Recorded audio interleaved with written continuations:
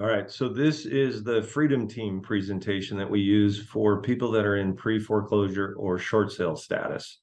And I'm going to start the slideshow, but I wanted to point out to you that the first things I do before I go to one of these meetings is I print this first slide so that I can take notes on it.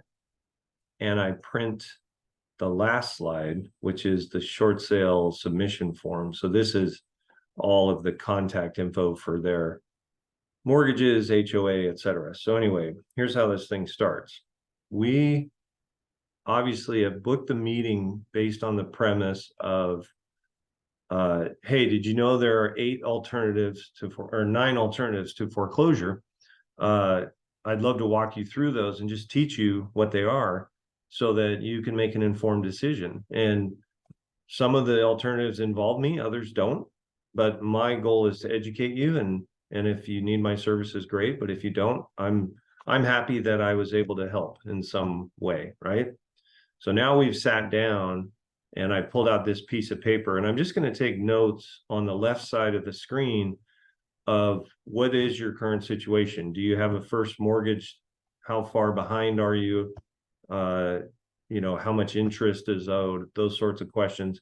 They won't know specifics about numbers, but they may say, my balance is 612,000 and I haven't made a payment since last August. And you can say, okay, well, what's your normal current monthly payment? And then just multiply that times 11. That's how much deferred interest you have as a ballpark. Then it's, do you have a second mortgage? Oh, I got a HELOC, or no, I don't, or whatever, right? Do you have any other liens, DSHS, or, Department of Social and Health Services, child support, whatever? We just want to know all the people that might lay claim to your equity if you were to sell. Now, tell me about your future ideal. Well, we'd like to stay is a common thing. And I write that down and I underline it. Stay in the home. Got it. We would be smart to have a backup plan. Have you thought about what if you're not able to stay in the home? No, we haven't. Okay, well, let me just plant that seed so that you can be thinking about it. That's all. Because through these alternatives, some of them allow you to stay, but not all of them. And several of them would require that you move at some point. But what we're trying to do is create a scenario where if you have to move, you're able to manage that exit more gracefully. Because in the case of a foreclosure, the sheriff will process an eviction. And that means you come home from work and you find all your stuff on the sidewalk. So we don't want that, right? We want you to gracefully be able to move out in a time frame that works for you. So that's kind of the way you want to be thinking about this. And that could mean a relative that lives nearby, so your kids can stay in whatever schools they're in. It could be an extended stay, residence in type arrangement, or VRBO or Airbnb, or whatever, right? Sometimes you'll get into conversations with folks about, can we buy again? Well, FHA will lend to somebody who completed a short sale yesterday. So it depends on the circumstances, but it is conceivable, right? They'll also do loans pretty quickly after a Chapter 13, not so much after a Chapter 7. So you want to become well-versed in these sorts of topics because you don't know what kind of questions you're going to get. But that's the future ideal, is their chance to kind of dream and envision how things might play out with your advice, right? So then we start educating them. Are you familiar with the foreclosure process? No, not really. I mean, I've gotten some letters. I didn't really read them. A lot of consumers put their head in the sand and the letters just start coming in, because the average person in foreclosure gets 73 letters. So they become desensitized to mail and they resent mail. They toss it aside or throw it in the garbage. Well, some of those letters are affecting their future and they're not seeing it, right?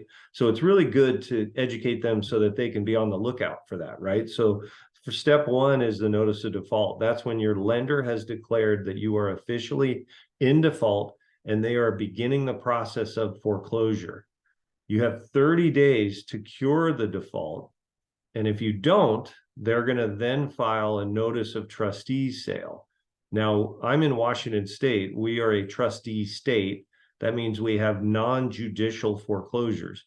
You might be in a judicial state, like New York, New Jersey, somewhere. I think there are 14 states that do judicial foreclosures.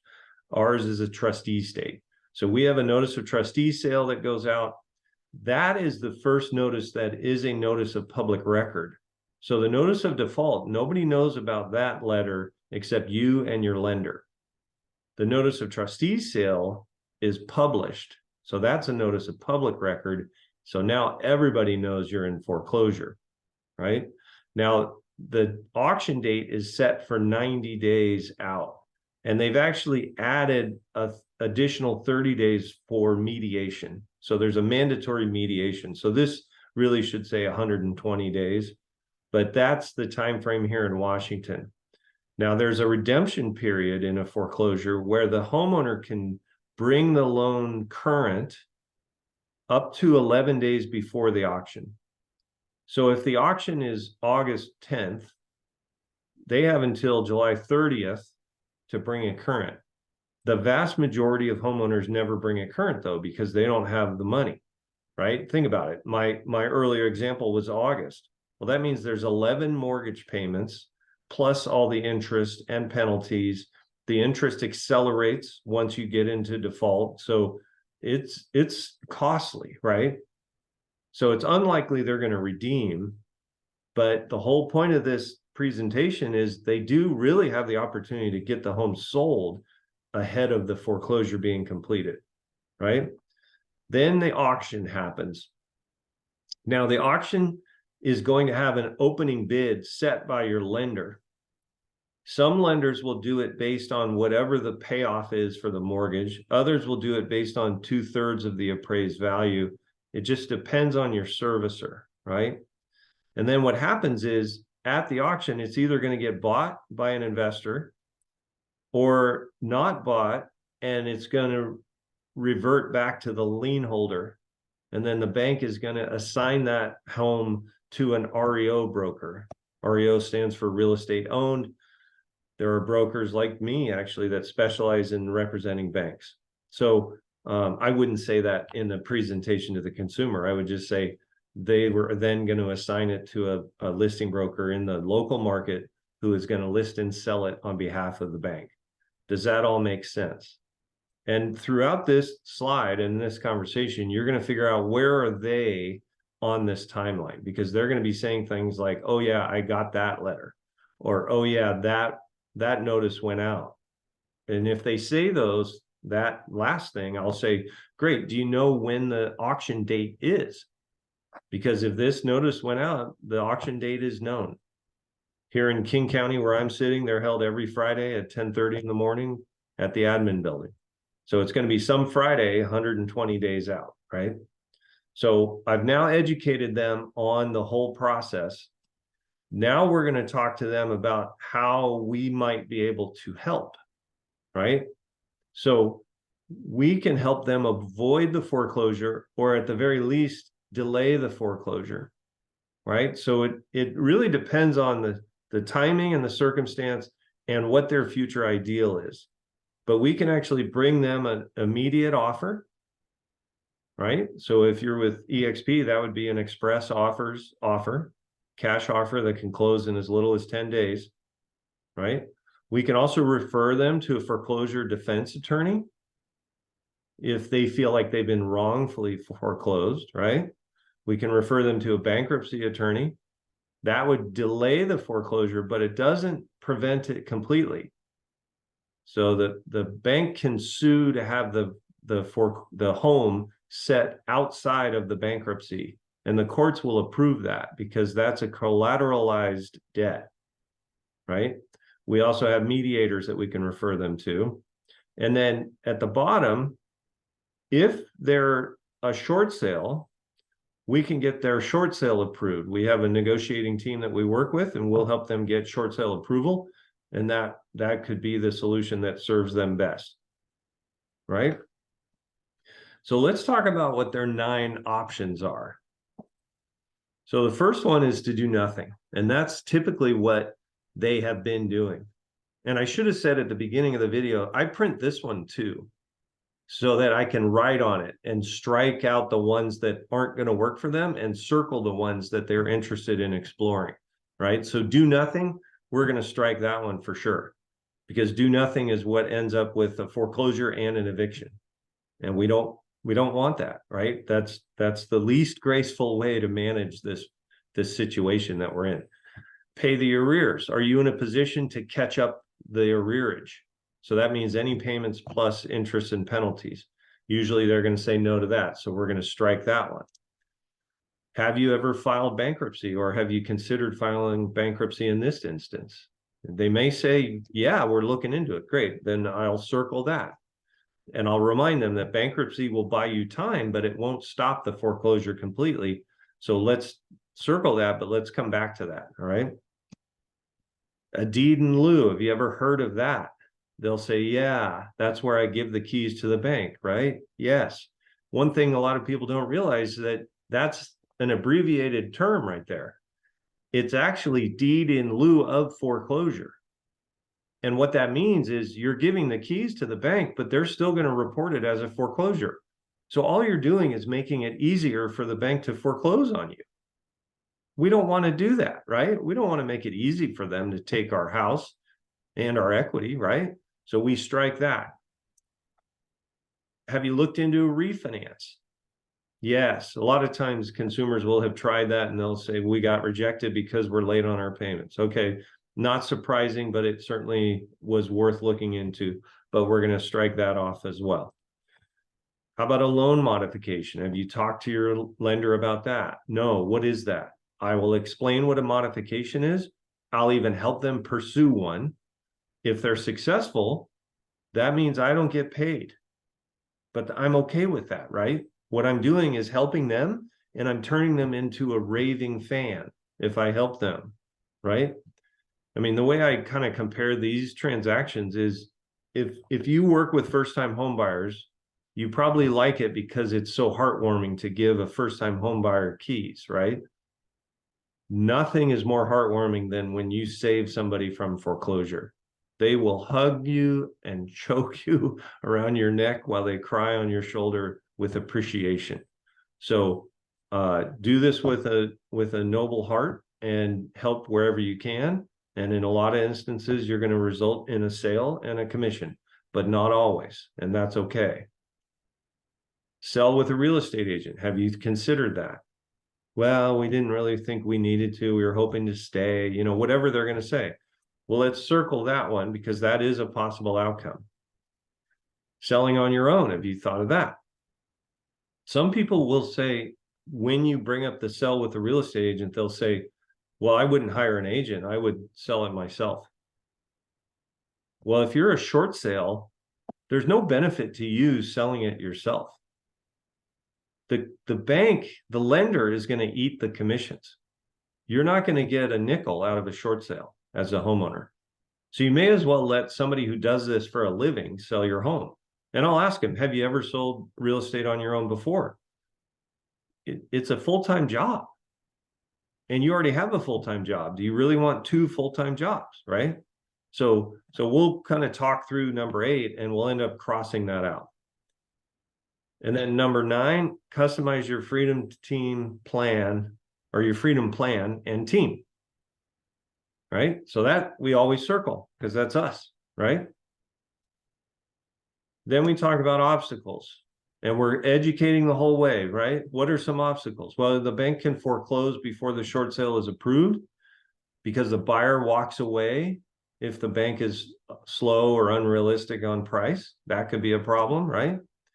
You could have a deficiency judgment that would follow you after it closes. And we want to avoid that, right? You could have tax consequences. Debt forgiveness is treated as income by the IRS.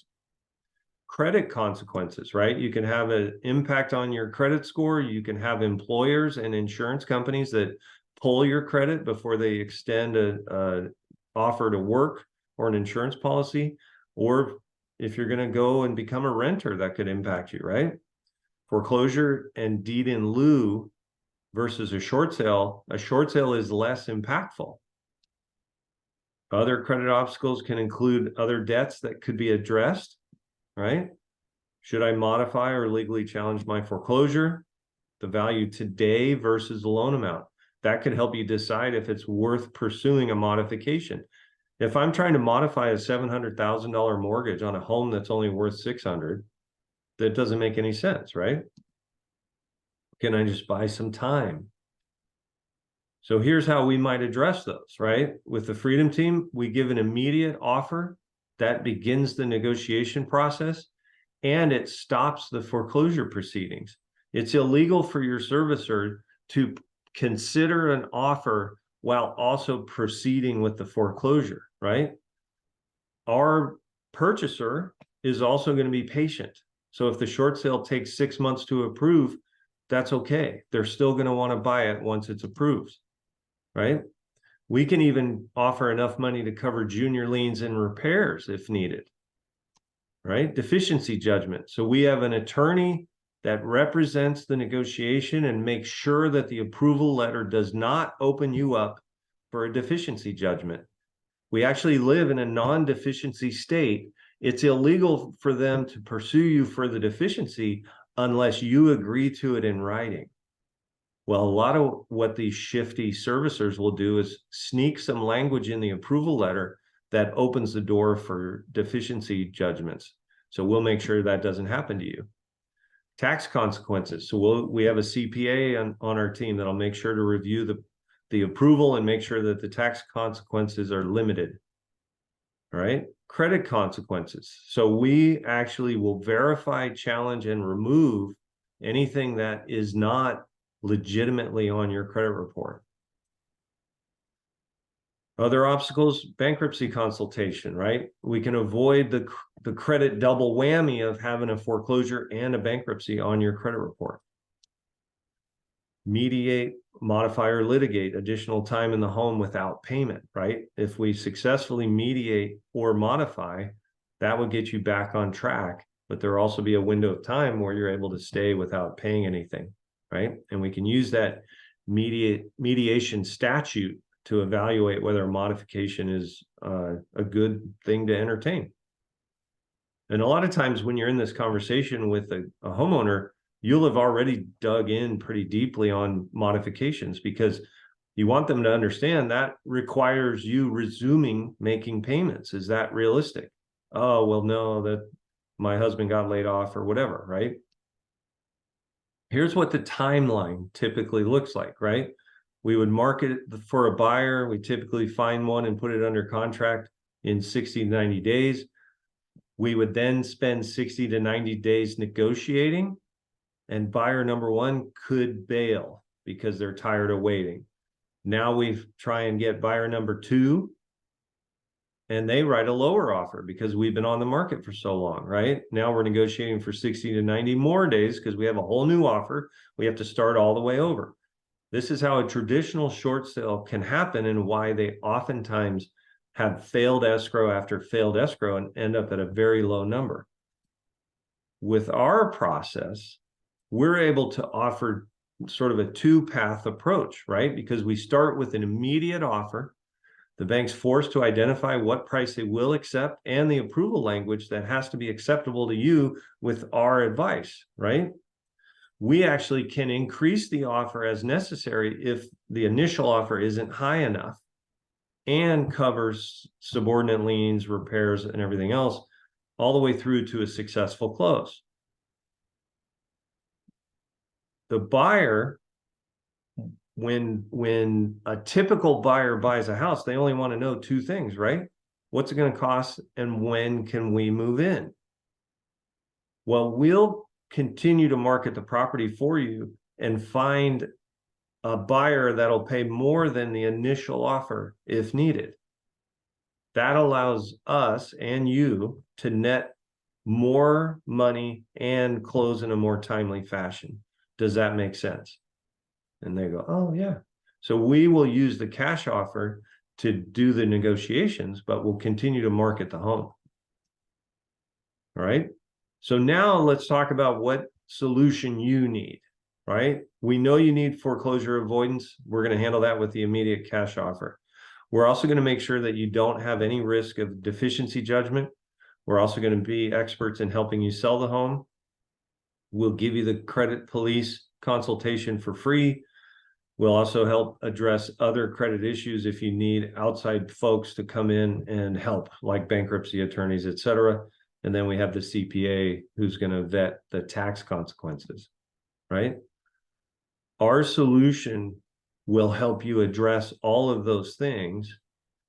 The program will help you manage this graceful exit, right? Like we've been talking about.